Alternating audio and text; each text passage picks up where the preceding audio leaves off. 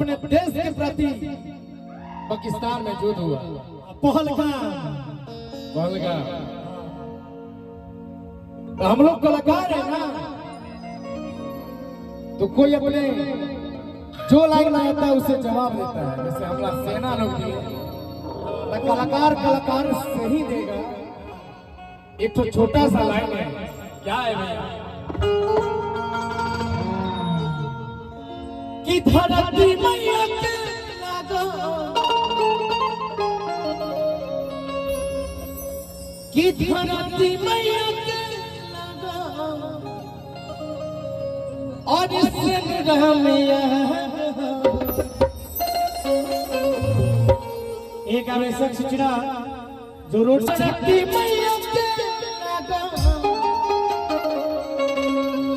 कि धरती मैया के लागो, और मंगिया में असिनुरा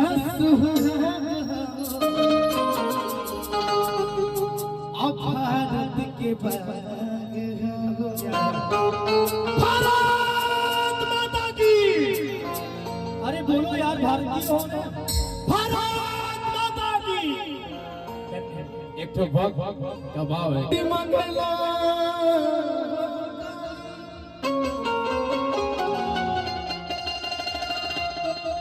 हथी कुहली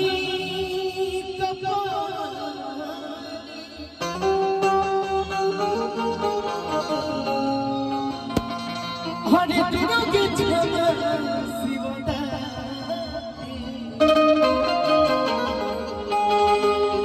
स्वाहा सदा स्तुते।